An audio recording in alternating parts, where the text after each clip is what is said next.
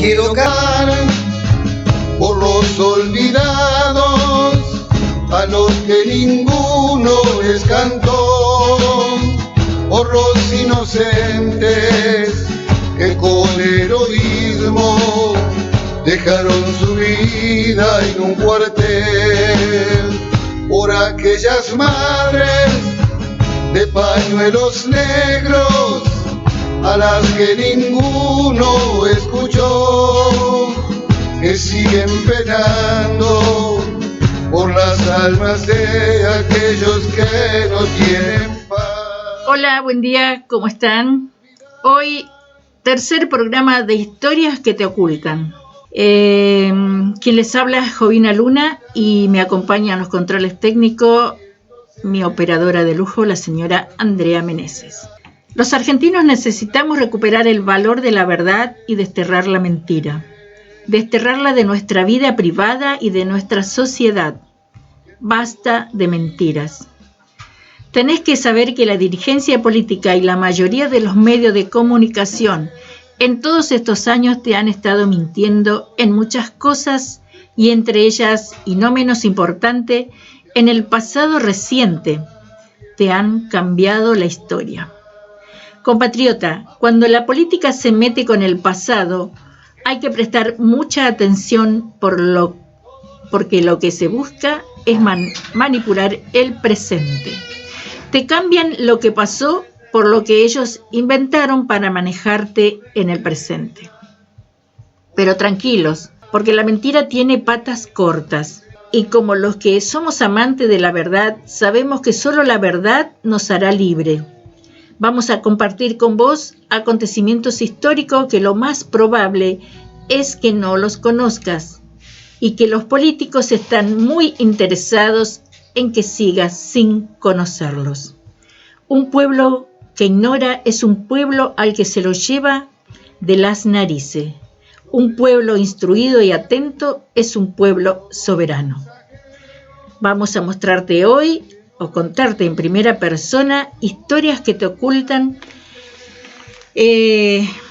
con un soldado conscripto que fue herido y que defendió a sangre y fuego el regimiento de Monte Chingolo.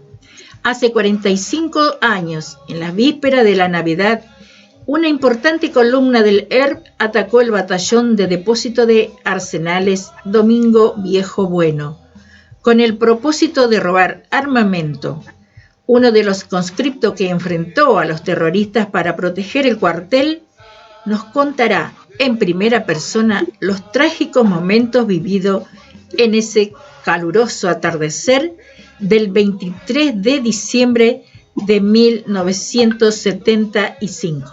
Bueno, ya mismo lo tengo en línea en este momento a Eduardo Luis Chavane, ex soldado conscripto sobreviviente en la defensa del batallón de depósito de arsenales Domingo Viejo Bueno en Monte Chingolo. Cuando aquel 23 de diciembre de 1975 una columna del ERP atacó para robar armamentos. Buenos días, señor Eduardo Luis Chavane, ¿cómo está? Buenos días, señora. La felicito por la introducción que hizo.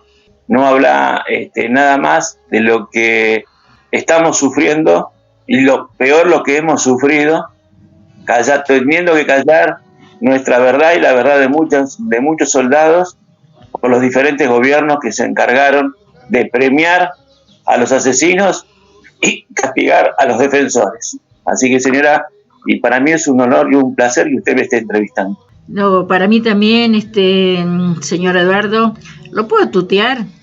Pero sí, por favor, es más cálida la entrevista cuando hablamos en primera persona. Exactamente, Eduardo. Entonces, usted era un conscripto en ese momento, clase 1954. Claro. Sí. Y acá tengo... Dígame. Sí, tengo una introducción que rescaté de tantos informes que usted y entrevistas que usted ha hecho, donde dice que usted fue a cumplir con el deber, ¿no?, del servicio militar obligatorio en el distrito La Plata, Usted quería ser paracaidista, fue destinado en la 4ª Brigada Aerotransportada de Córdoba. A los pocos días lo mandaron otra vez a Buenos Aires en una camada que salía de baja. Todos los miércoles se presentaba en el Distrito Militar de La Plata y en todas las ocasiones le decían que no tenía destino, hasta que un jueves se presentó y lo enviaron al batallón. Yo quiero, Eduardo, que usted me cuente y recuerde a nuestros jóvenes, ¿no? Y que nos cuente con quién viajó, cómo fue ese viaje y qué pasó cuando llegó al batallón. Bueno, vamos a hacer un reconto. Sí. A mí me llega la citación un sábado 1 de febrero de 1975. Uh-huh. Era risueño porque creo que llegó una semana antes y mi mamá me la pone debajo del plato donde íbamos a almorzar. Y mi familia se empezó a reír. Sí. Entonces lo miro y digo, ¿de qué se ríen? Y tenés una sorpresa bajo el plato. Y la sorpresa era que me tenía que enfrentar en el distrito militar. Bueno, fue un sábado. Entonces le digo, no me des plata, mamá, seguramente las cosas lo que uno pensaba en esa época. No me des plata, seguramente lo van a decir cuando me tengo que presentar. Así que fui con un poco de dinero, viajé hasta La Plata en tren, desde Quilmes, mi ciudad natal. Y bueno, éramos miles de soldados que de ahí se destinaban, de todo el conurbano surbonaerense, se destinaban a las distintas unidades, ¿no? Sí. Algunos para el sur, y nosotros fuimos quedando, y fuimos los últimos en salir, éramos 14 conscriptos que habíamos decidido, cuando en ese momento se hacían las preguntas de rigor, qué le gustaría hacer, qué deporte. Uh-huh. Yo había puesto porque me gustaba el tema del paracaidismo. Sí. Entonces, ahí nomás, yo ya estaba sin plata, ahí nomás me cargaron en un camión, nos llevaron a la estación de La Plata, de ahí tomamos un tren, después el subte, y después, cuando llegamos a Retiro, yo sabía por el tren que íbamos al norte, pero no sabíamos dónde íbamos. Así que no me pude despedir de mi familia, nada, y viajamos toda la noche, y a media mañana del día siguiente llovía, les puedo asegurar que llovía, vio como cuando dicen, está lloviendo como si fuese el último día. Sí. Bueno, de esa manera. Uh-huh. Nos cargaron un camión, nos taparon, no sabíamos dónde íbamos hasta que llegamos a la ciudad de La Calera, en Córdoba. Bueno, ahí empezó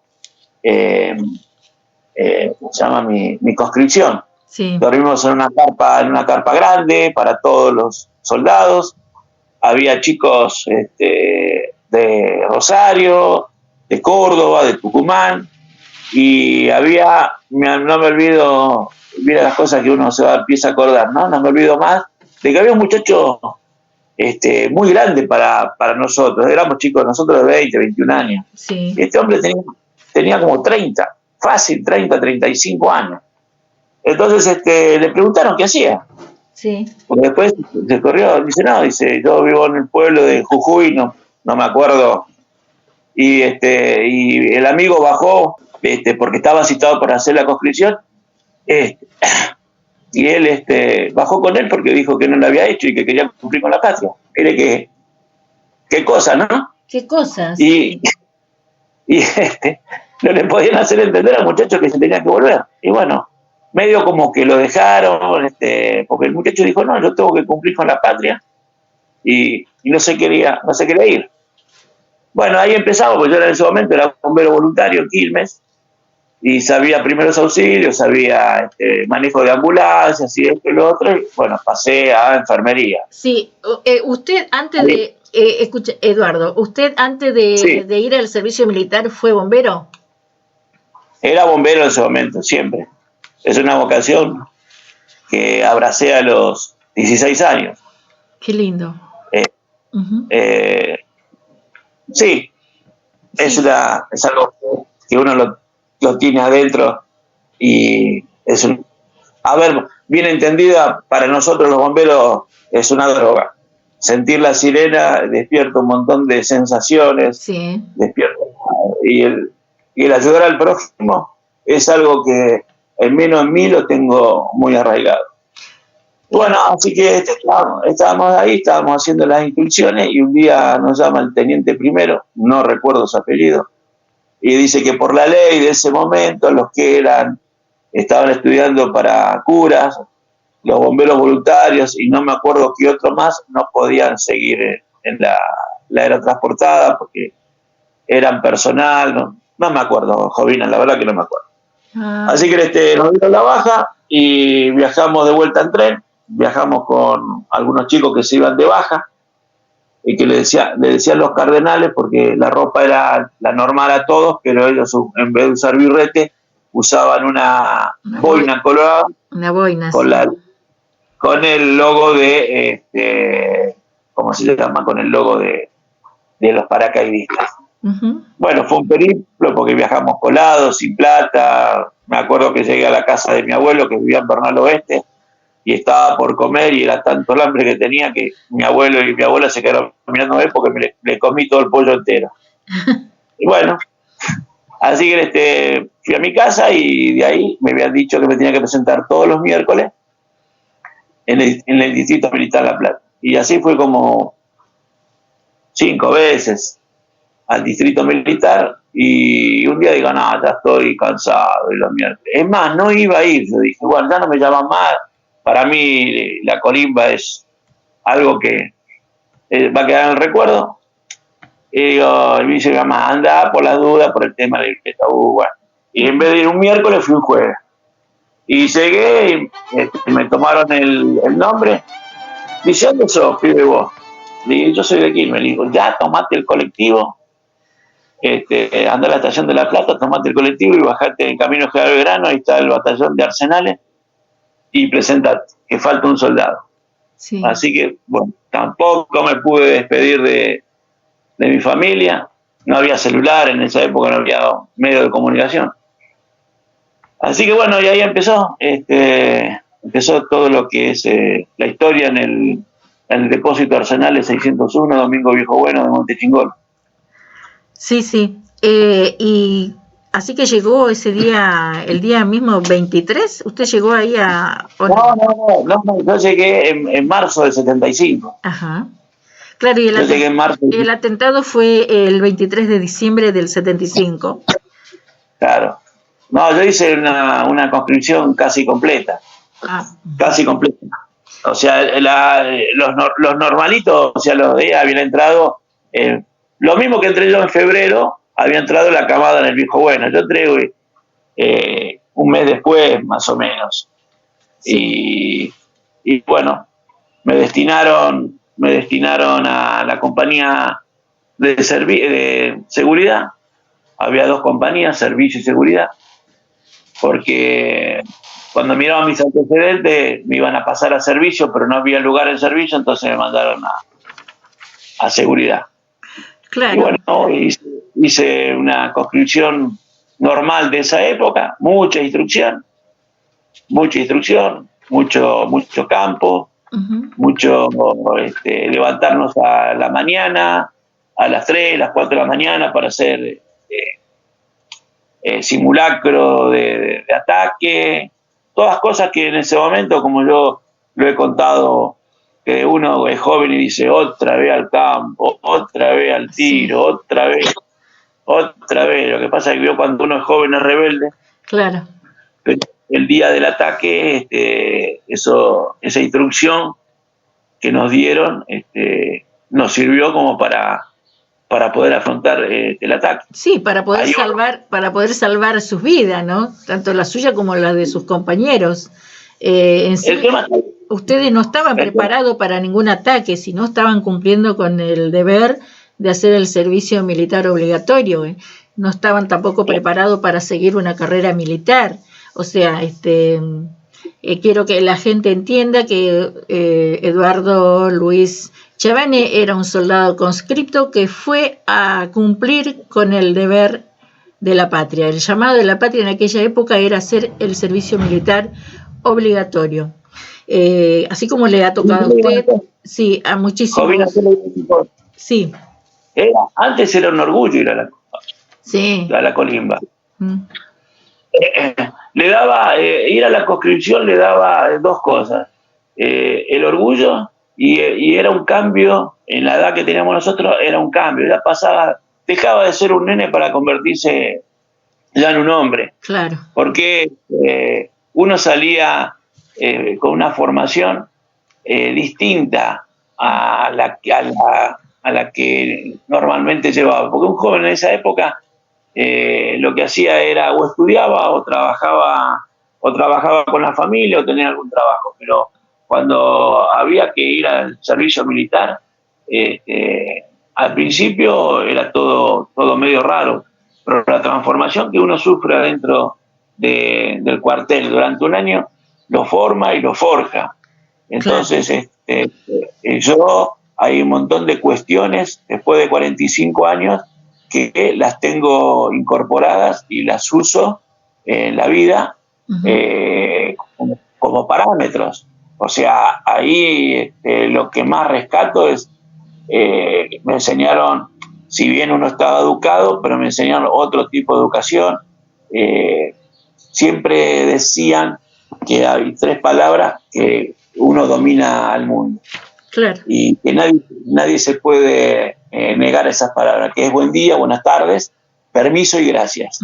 Entonces me explicaban que el buenos días es una cosa de decirle a la persona que está en el día, ¿no? A la tarde o a la noche. Claro. Pedir permiso es porque uno está entrando a un lugar que no le pertenece. Entonces tiene que pedir permiso. Exacto. Y gracias por haberlo recibido, gracias por haber permitido estar en su hogar. Y esas cosas me quedaron grabadas y el día de hoy yo las sigo aplicando. Esas cosas las aprendí. Son valores. Y son valores. A nadie se le ocurriría hacer las cosas que hacen los pibes hoy, porque la disciplina no era rígida, pero era disciplina. Entonces uno se iba formando y forjando dentro de una disciplina militar, y entonces todas esas cosas las aprende al respeto a los mayores, al respeto en general en la vida. Entonces esa cosa queda muy grabada en mí, y yo sé que mucha gente que ha hecho el servicio militar la recuerda. Claro, obvio.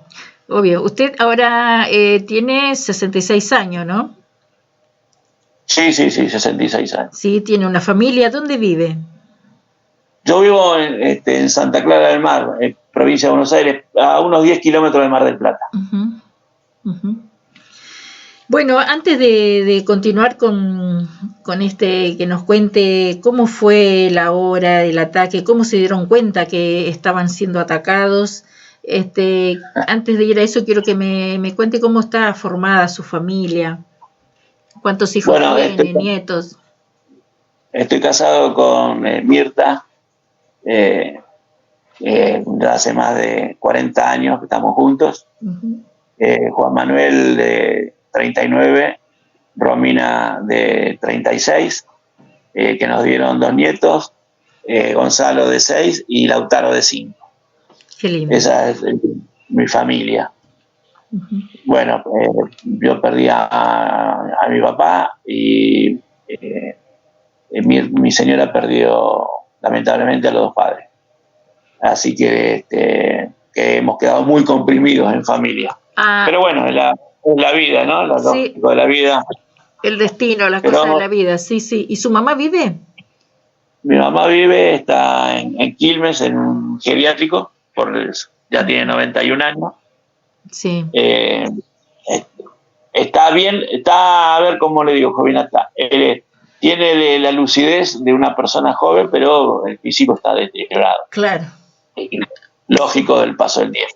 Por supuesto. O sea, usted se sienta a hablar con ella y la sorprende, y para colmo tiene una memoria privilegiada y te acordás de fulano y te acordás, y yo la verdad no me acuerdo, y ella, acordate que vivía al lado de eso. Sí, pero, qué lindo. Es común en la gente mayor que tienen esa memoria y esa lucidez tan envidiable para nosotros, que a pesar de la edad uno se olvida. O sea, yo hice algo hoy y quizás mañana ya me olvidé, y digo, ¿dónde dejé tal cosa o qué hice? Pero bueno, la gente mayor, la verdad que es envidiable la memoria que tienen. Bueno, Eduardo, quiero que ahora nos cuente, porque usted sabe que este programa está pensado para los jóvenes de hoy, ¿no? Está pensado para ellos que le han metido en su cabecita un relato y le han tergiversado la historia. Entonces, ahora quiero que me cuente cómo fue el día del ataque, aquella tarde 23 de diciembre, víspera de Navidad, de Nochebuena. ¿Qué hora comenzó el ataque y cómo se dieron cuenta que estaban siendo atacados? Yo le voy a contar un pedacito de todo, ¿no? Pues no estuve. No, sí, por supuesto. 18, 7 menos 10, 7 menos cuarto sería. Yo iba caminando para apostarme en el puesto 9, conocido como la Tosquera, porque ahí sacaban tosca para hacer los caminos de Quilmes.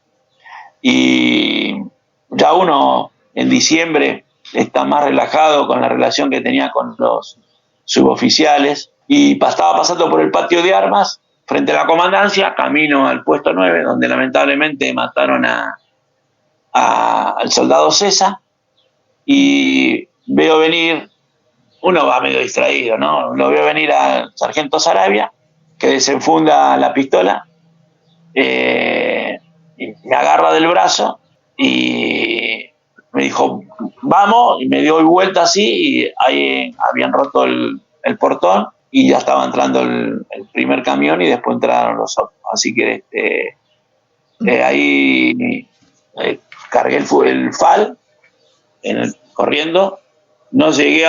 Con él no llegamos a la guardia. Sí entramos a la cantina, que la cantina está pegada al edificio de la guardia, la divide una pared. Ya había 2 soldados adentro que estaban ocasionalmente en la cantina, y había personal civil, que pobrecitos no entendían nada, que estaba el cantinero, su señora y una empleada, que se acurrucaron, y lo único que nosotros sentíamos en ese momento es que lloraban, porque, claro, imagínense, personal civil, si bien convivían adentro de un cuartel, no era normal escuchar la balacera que después se escuchó. Sí, por supuesto. Y bueno, estábamos 2 soldados, el sargento Sarabia y yo, y bueno, rompo uno de los vidrios de la ventana. Esa ventana se usa mucho en la fábrica, la ventana de cemento, de vidrios chiquitos. Uh-huh. Y empezamos a tirar. Hacía un calor, señora, no se puede imaginar esos días pesados en Buenos Aires, de mucha humedad. Uh-huh. Y empezamos a tirar, y yo calculo que habré tirado 2, 3, 4 tiros, y me entra un tiro al costado que me zumbó la oreja. Me siento y digo, ¿qué pasa acá? No entiendo, ¿qué pasó? Que después me dijeron que la reacción mía fue una reacción lógica de la sorpresa. Aparte, uno no estaba preparado para un combate. Aparte, se sabía que podría, se lo digo todo en potencial, sí, que podía haber que desde patricios, desde el regimiento de patricios, hasta tanques de Magdalena. Y en esa franja hay un montón de batallones y unidades. Y como nosotros éramos una unidad menor, porque éramos un depósito de arsenales donde venía todo lo viejo y se cambiaba por lo nuevo, que después iba a remate, siempre nos dijeron de que era casi imposible de pensar en un ataque a una unidad como la nuestra. Uh-huh. Bueno, así vivimos todo el año. No se olvide que en esa época los asesinos estos estaban haciendo estragos por todos lados. Sí. O sea, metían bombas, mataban gente, como nadie. Entonces nosotros convengamos de que estábamos en alerta. Claro, estábamos en alerta.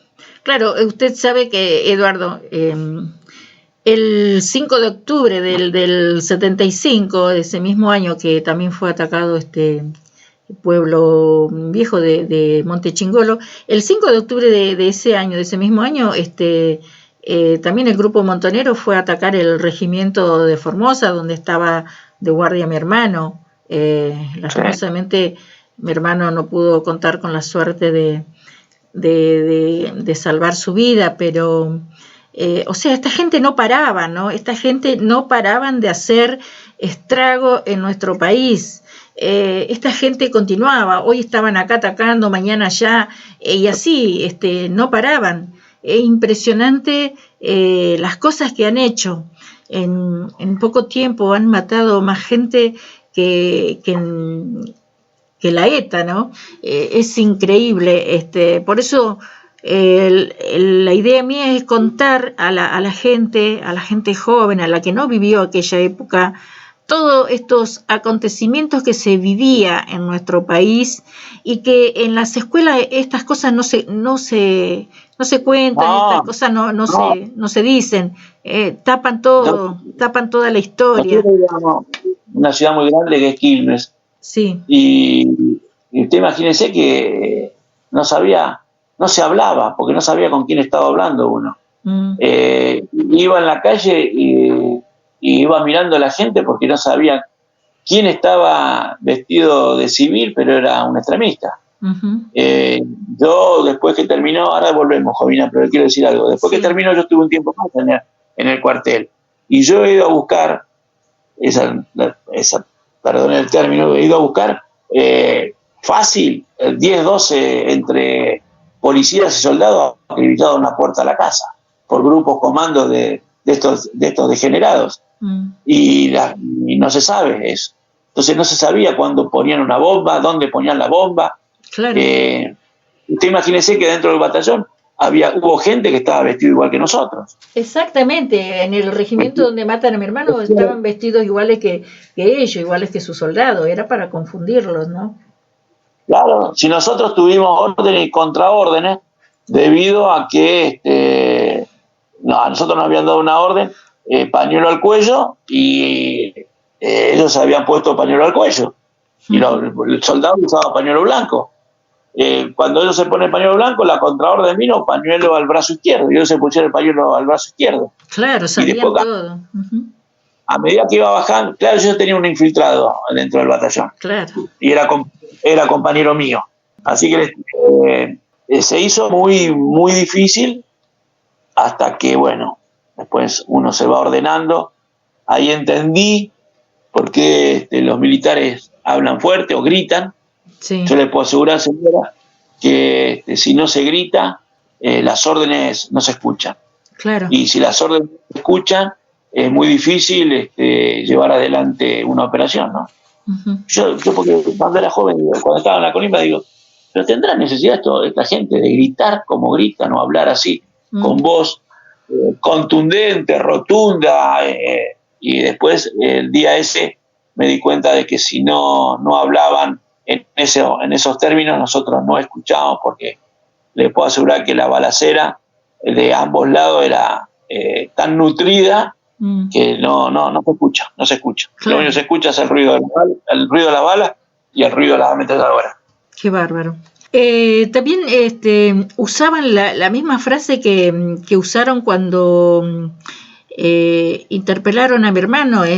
La frase que le decían a usted era soldados, rendite, que con vos no es la cosa. Lo mismo les decían, sí. Así. Sabe que el otro día la hablaba con el amigo y le decía que él me comentó que en Formosa me había dicho la misma frase, palabras más, palabras menos. Sí. Soldado, rendite, la cosa no es con vos. Sí. Entonces, yo dentro de mi cabecita, después de un tiempo, era una estrategia, porque ellos decían que venían a salvarnos del yugo de los oficiales y los suboficiales. Si nosotros nos entregábamos, nosotros sabíamos que iban a pasar a deshuello de los oficiales y suboficiales. Sí. Y que nosotros no teníamos ninguna garantía de vivir. Les cuento esto porque después, estando en el hospital militar, me contaron de que habían encontrado libros de ellos donde estaban las operaciones que iban a hacer. Una era bajar la bandera argentina, subir la bandera del ERP, sí, y matar a todos los que estaban adentro para dar un escarmiento al ejército. sí, sí. O sea, era un triunfo militar, robar un montón de armas y dejar un tendal de muertos adentro, Sí, sí. y darle una victoria para envalentonarse, ¿no? Claro, Pero claro, no, la verdad para lograr el objetivo no, que ellos tenían, sí, sí, era desestabilizar un gobierno constitucional, porque quiero recordarle a la audiencia que todo esto pasó en un año gobierno constitucionales, todos estos ataques, año 1975. La historia que no se cuenta es la que pasó del día 23 de marzo del 76 para atrás, no se cuenta. Se cuenta del 24 de marzo del 76 en adelante, pero eso es lo que enseñan en las escuelas. Y yo soy una luchadora de que la verdadera historia tiene que salir a la luz, es lo que se tiene que enseñar y saber, que hubo gente como usted, como mi hermano y como muchos soldados que hoy están en nuestro país con graves secuelas de aquellos ataques, y que han sido olvidados, que han sido borrados de la historia. Muy triste y lamentable, porque ustedes defendieron nuestra patria, defendieron nuestras instituciones, defendieron la democracia, y los políticos eso no lo entienden, ¿no? Claro, porque tienen otros intereses. No, señora, lo entiende muy bien. ¿Sabe lo que pasa en este país? Yo creo. Sí, claro que lo entienden bien. Es un muy buen negocio ser extremista. Es un muy buen negocio los derechos humanos. Porque hay un montón de gente que vive de los derechos humanos y no conoce la otra historia. No la quiere conocer porque no le interesa. Entonces tienen ocultado toda esa parte de la historia. Porque al decir y saber de ellos, ellos demonizaban a la democracia. Era un grupo sedicioso que lo único que quería era tomar el gobierno por las armas y hacer un pueblo igualitario, estilo Cuba, estilo Camboya, estilo Vietnam, sí, donde la cúpula vive como ellos dicen no querer vivir, en forma ostentosa, y el pueblo está sumido en la ignorancia, en el hambre, en una igualdad ficticia. Sí. Y eso es lo que querían los del ERP y los de Montonero y los otros grupos minoritarios que también estuvieron en el ataque. Sí, sí. Así que ahí eso es como yo siempre, cuando me pongo a discutir, porque ahora discuto mucho, antes no quería, pero bueno, con el paso del tiempo siente y ve que este gobierno pro ERP, pro Montoneros, porque el otro día lo que hizo el presidente y la vicepresidenta en un acto en la escuela de aplaudir a los montoneros, a mí me dio una repulsión y un asco que todavía no lo puedo entender, y un montón de idiotas útiles, estúpidos del aplauso, felicitaban ese accionar. Sí. Entonces, como digo, la familia de los soldados, mis compañeros muertos, no recibieron nada, el nombre en una calle. Y los tipos estos, y hablando en dólares, 250 mil dólares, y encima le ponen las placas en el Parque de la Memoria, como si ellos hubiesen sido los salvadores de la patria. Y no hay salvo ahora que empezó, gracias a Dios, un homenaje a su hermano, un homenaje a algunos otros, pero muy tenuemente, muy calladito. Yo envidio la lucha suya, envidio la lucha del amigo Larrabure, con el cual tengo contactos casi periódicos, y él me va pasando información que va sucediendo, pero es muy difícil, porque ha sido un sistema de lavado de cerebro, pergeniado de tal manera, sí, que hoy un pibe de 20 años 20, 25 años, que disculpen el término, no éramos como nosotros, hoy no se saben lavar el culo solos, hablan a boca de jarro lo épico que han sido los extremistas y lo degenerado que fue el ejército, pero siempre después de una fecha. Es como si antes del 24 de marzo en este país estábamos todos viviendo de vacaciones. Sí. Que no pasaba nada, que estaba todo correcto. Sí. Y yo siempre, cuando me pongo a discutir, le digo, bueno, yo si vos me contestás esta simple pregunta, yo no hablo más del tema. Y la pregunta es, ¿quién empezó? Claro. ¿Quién empezó? ¿A quién fueron a atacar? ¿A Formosa? ¿Y a quién fueron a atacar en Montechingolo? A las unidades del ejército. El ejército no salió a buscarlo a ellos. Ellos vinieron a buscar al ejército. Claro. Y todavía los toman como héroes. A tipos que vinieron a asesinar a soldados, vinieron a asesinar oficiales y suboficiales, que a la larga también son parte de la estructura del ejército, y todavía hoy veo que los reivindican como en el caso mío, los mártires de Montechingolo. ¿Qué mártires? Mártires César, Rúfolo, es caballero, compañeros míos, cordobeses y porteños, que la única maldad que tuvieron era tener 21 años y estar cumpliendo el servicio militar obligatorio. Entonces, ya le digo que ya discuto con todos, ya no. Mi mujer me dice que la pare, no la paro más, ya, total, la estatura de mi vida. Lo he callado mucho tiempo a pedido de mi familia, para que era muy difícil también en ese momento. Sí, era muy difícil. Muy difícil hablar, sí, muy difícil hablar porque nos trataban de locos. A mí me ha tocado, a mí me decían, pero usted señora está loca, ¿cuándo pasó eso? No pasó acá en nuestro país, ¿qué es lo que está diciendo? Está soñando, cosas así, increíble. Pero bueno, las cosas se empezaron a hacer, todo se empezó a hablar, ya estamos contando nosotros, los protagonistas, los que hemos sufrido, los que hemos tenido pérdida dentro de nuestra familia por parte de esta gente que solo querían atacar, matar, y los niños que han muerto, inocentes.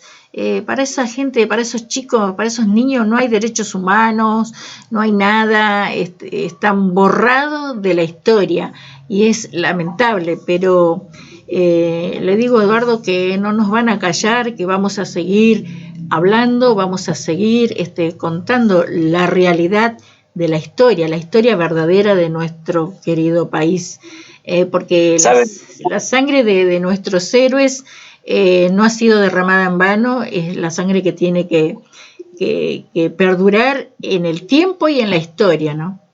Sí, diga. ¿Sabe que una cosa le digo? Antes uno estaba, tiempo atrás, con todo el relato maligno que hicieron los sucesivos gobiernos, que se encargaron de comprar silencio, de comprar simpatía, de comprar voluntades,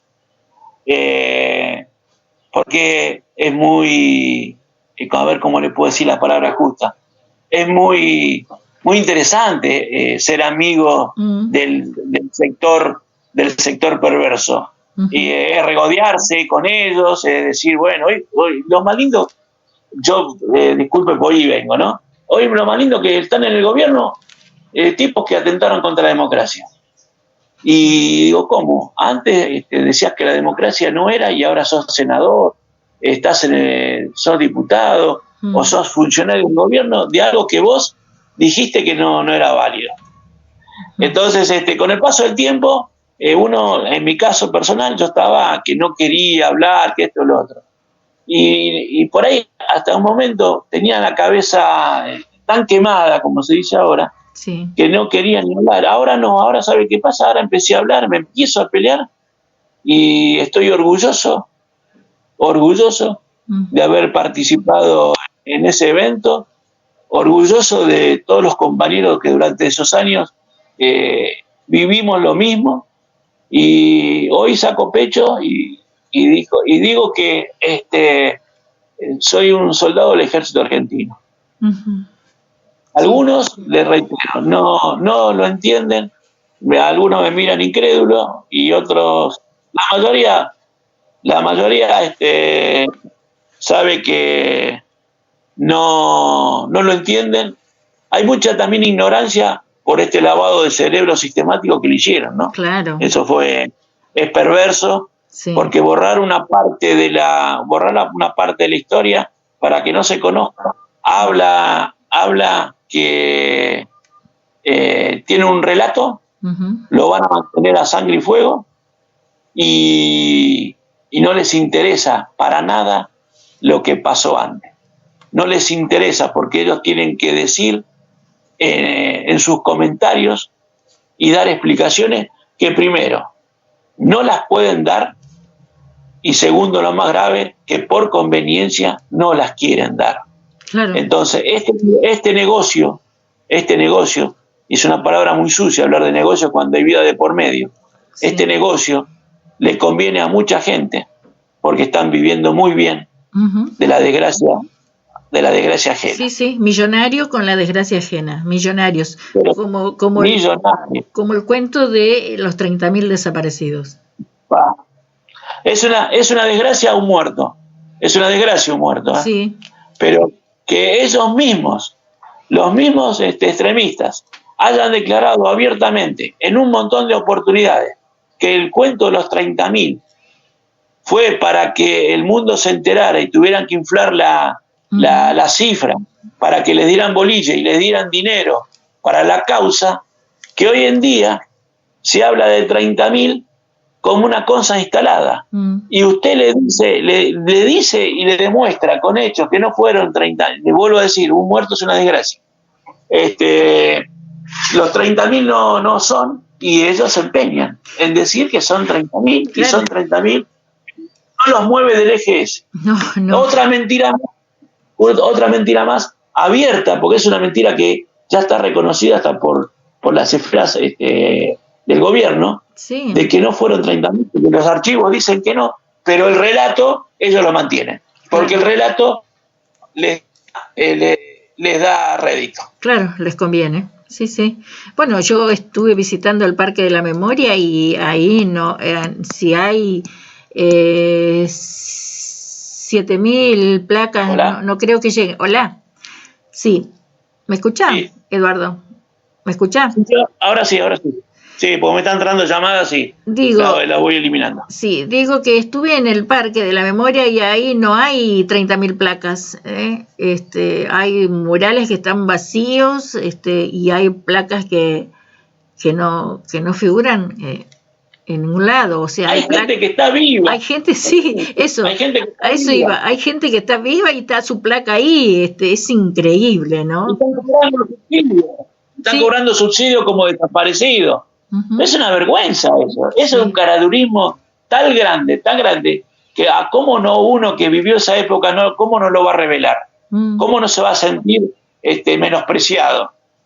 Claro. Es un ataque a la historia, pero sí. Bueno, es el relato que a ellos les conviene, es un relato que les sirve, y vuelvo a reiterar, es un negocio muy bien formado, muy bien andamiado y muy bien pergeniado. Entonces la otra historia, para no tener que justificar la historia de la cual están viviendo, no existe. O sea, nosotros no existimos. Totalmente. No existió la lamentable muerte de tu hermano, no existió los 5 muertos de mi compañía en Monte Chingolo, no existió nada. Sí. Hasta el marzo el país estaba normal y estábamos viviendo plena democracia. Cuando los que estuvimos en esa época sabemos que el país era un desastre, que nadie sabía cuándo vivía y cuándo moría, porque esos tipos eran dueños de la vida cuando ellos lo decidieran.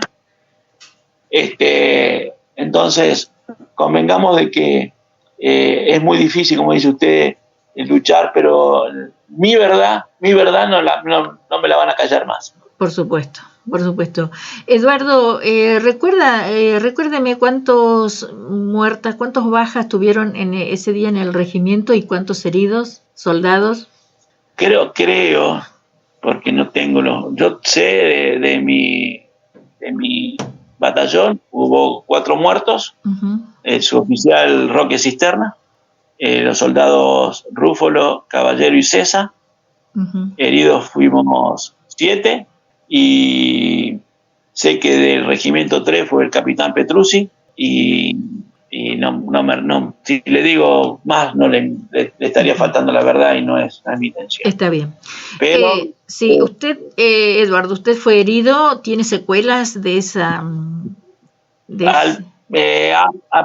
medida que va pasando el tiempo, me lo habían dicho en el hospital militar, que en ese momento uno es joven, los huesos sueldan, por la juventud lógica, ¿no? Sí. Pero a medida que pasa el tiempo, tengo dolores en la pierna izquierda, sobre todo cuando esos días muy húmedos, sí. Siento como dentro de los huesos, ¿cómo le puedo decir? Siento como un cosquilleo, y no es nada grave, ¿no? Pero hay días que sí me duele, Sí, y pero me duele más el alma. Me duele más el alma, Jovina. Sí, por supuesto. Me duele más.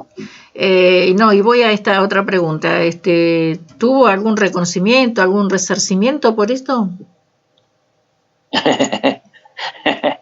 No, nunca nadie. Sí, sabía, pero igual yo le tenía que hacer la pregunta, porque esto va a quedar todo archivado. Nunca nadie se acercó. Es más, cuando fui al cuartel, yo después de estar casi más de un mes en los 2 hospitales, en el aeronáutico y el militar, se imagina que mi ropa no sé dónde fue a parar. Lo que sí me acuerdo que en el hospital aeronáutico me cortaron el borseguí porque no me lo podía sacar porque tenía la pierna doblada, el pie doblado. Y se imagina que lo único que entregué antes de subir al helicóptero fue el fusil, que me lo pidieron. El resto del equipamiento, creo, si mal no recuerdo, que de los 4 cargadores me quedaba uno seguro lleno, y del otro más de la mitad lo tenía antes de que se me cayera. Y bueno, cuando fui a buscar la libreta, el encargado de ropería me dijo que no me la podía firmar la baja porque me faltaba la ropa, y la ropa estaba a cargo. Y así que tuve que ir al coronel y decirle la situación, y el coronel dio la orden de que me firmara la libreta, porque mis ropas no sé dónde fue a parar. Claro. Pero bueno, una anécdota, después con el tiempo lo entendí. A él le faltaba la ropa del soldado Chavani, claro, como le faltaba la ropa de otros. Sí. Y alguien tenía que firmar, pero me causó gracia porque me dijo, no te puedo firmar, dice, porque te faltaba la ropa.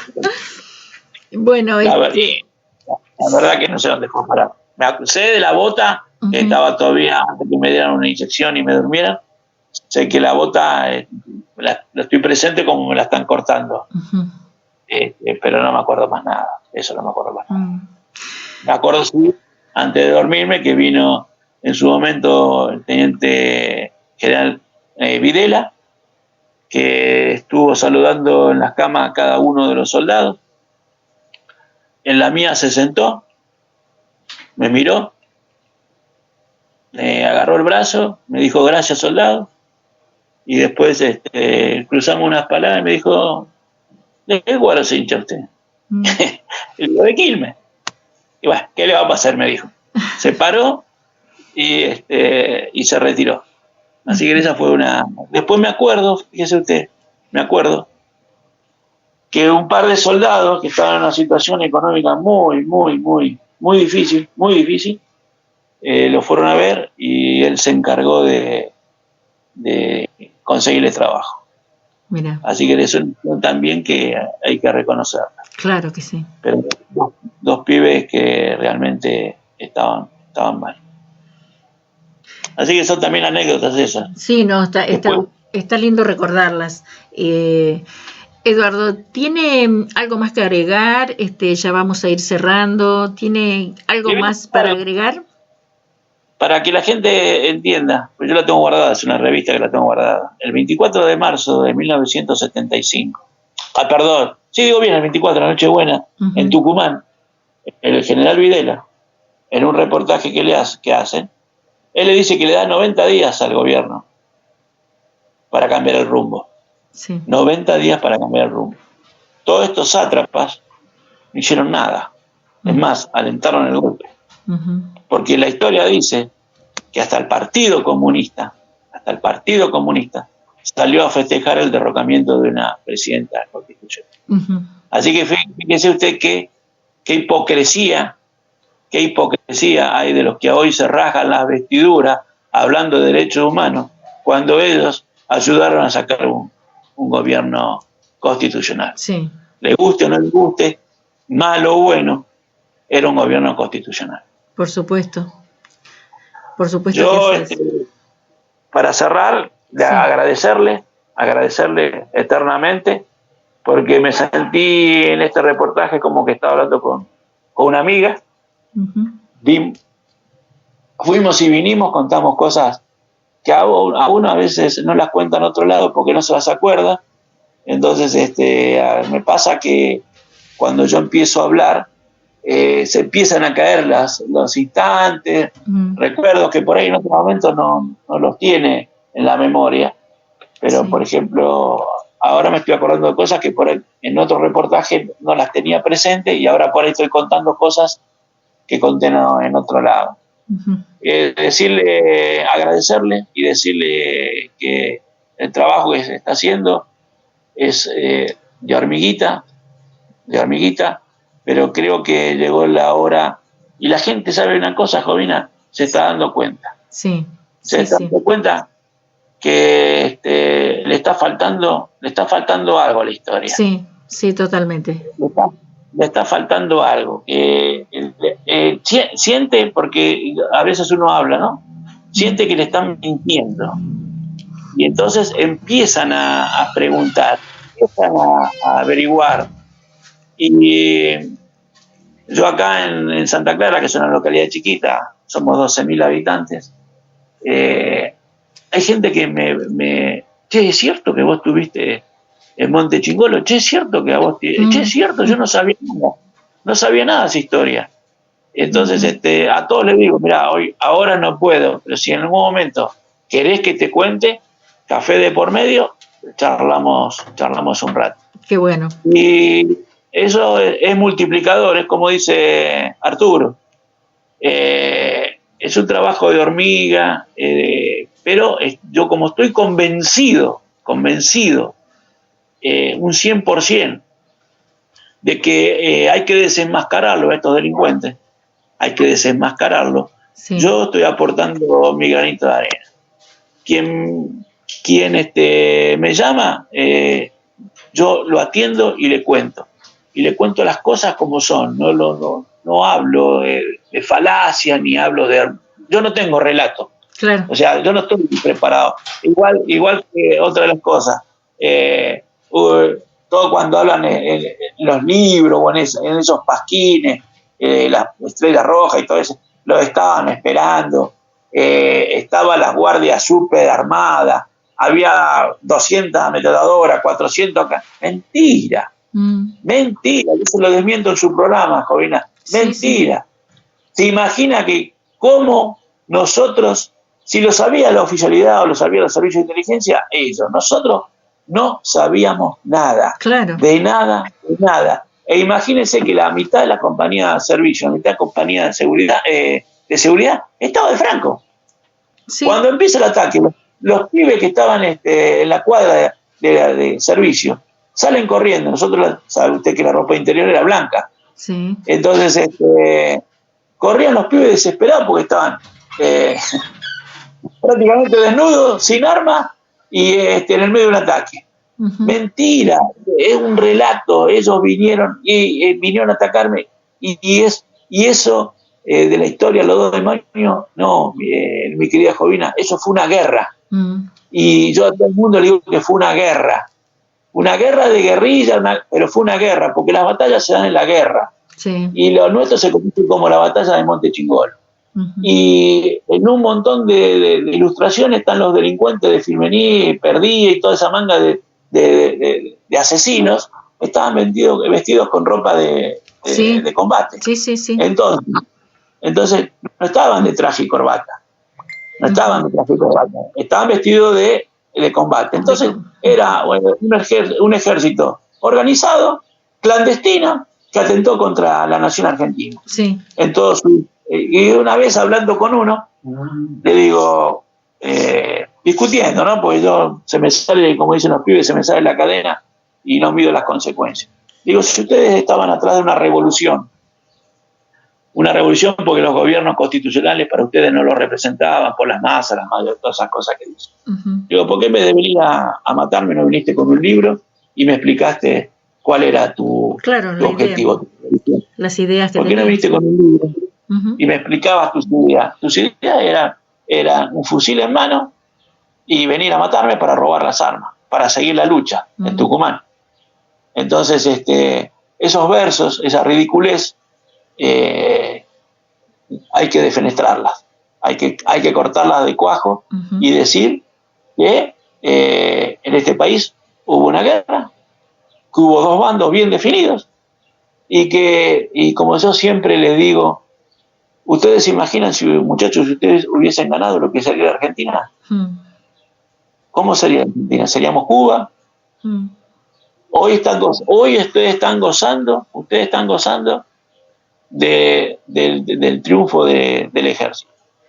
Hoy ustedes están gozando las mieles de que el ejército haya derrotado a los asesinos. Y le digo que no saben qué contestar. Cuando usted le hace esas preguntas, ¿quién empezó? Y le dice lo del libro y le dice 2 o 3 cosas más, se les cae el relato. Sí. No saben qué contestar. Así es, Eduardo. Bueno, ha sido muy interesante su charla, me encantó. Así que bueno, los micrófonos están abiertos de esta radio y de mi programa, La historia que te ocultan.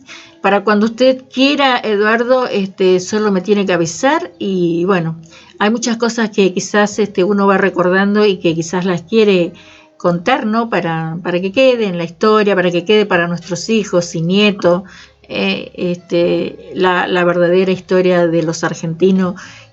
¿Sabe una cosa, Jovina? Sí. Usted está hablando y estoy viendo la cara de su hermano. Sí. Es así. Vamos. La cara de su hermano. Gracias, Eduardo. Yo lo despido, agradecida por esta comunicación, y será hasta en cualquier momento cuando usted lo decida.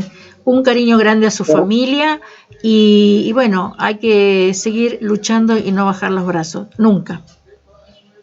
Yo el agradecido soy yo, para mí fue un placer, un orgullo, más que un placer, fue un orgullo que usted me haya entrevistado. Agradecerle sobremanera al amigo Arturo y a todos aquellos que escuchan su programa y que entiendan que este programa es una voz multiplicadora de que hay que luchar para que la verdad se sepa, porque yo siempre digo, hasta que la verdad no sea completa, las heridas siguen abiertas. Así es. Entonces, le reitero el agradecimiento, es un día muy especial, estamos por cambiar de año, sí. Así que dentro de la desgracia, que la pase muy bien, se lo deseo de corazón a usted y a quienes lo rodean, y yo ya ahora está agendada Jovina, así que soy muy difícil de agendar en números, porque no soy de entregar un número ni poner números, pero ya está usted agendada y para cuando usted necesite hablar conmigo, no tiene nada más que marcar y ahí estaré para poder charlar. Muchísimas gracias. Le deseo la mayor felicidad dentro de lo posible.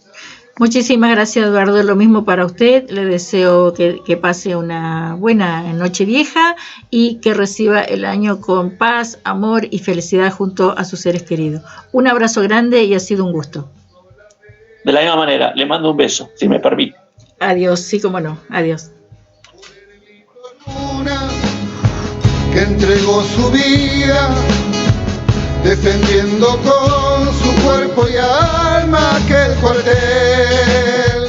Por eso a la historia. Así sucedieron los hechos. La historia no es de plastilina. El pasado no es de plastilina. No se lo puede moldear. No se puede manipular la historia hasta que nos dé una imagen del pasado que nos convenga en el presente. Lo que pasó, pasó, y es lo que es, y significa lo que significa. Las opiniones son libres, los hechos son sagrados. El edificio formidable construido con la plata de los argentinos dice en su fachada: memoria, verdad y justicia. ¿Cómo se puede hablar de memoria si los hechos pasados no los han moldeado, manipulado en el presente? Es absurdo. ¿Qué sentido tiene pedir conocer la verdad si hoy, en el presente, se construye un relato del pasado hecho a medida de determinados intereses? Es absolutamente contradictorio. ¿Qué sentido tiene pedir justicia si no hay verdad? Si no se admiten los hechos, solamente se hace justicia cuando hay un hecho cierto. Si no se puede saber qué pasó realmente, ¿qué justicia puede haber? Te mintieron y hay historias que te ocultan. Acá estamos nosotros para contarte la verdad. Como siempre, muchísimas gracias por estar ahí escuchando estas historias, y a la producción de FM Radio Brisa, muchísimas gracias, y será hasta nuestro próximo programa. Por las almas de aquellos que no tienen paz, para no olvidar a los asesinos que mataban con impunidad, escondiéndose tras los ideales que ellos solamente decían tener. Por Hermindo Luna, que entregó su vida defendiendo con su cuerpo y alma aquel cuartel. Por eso a la historia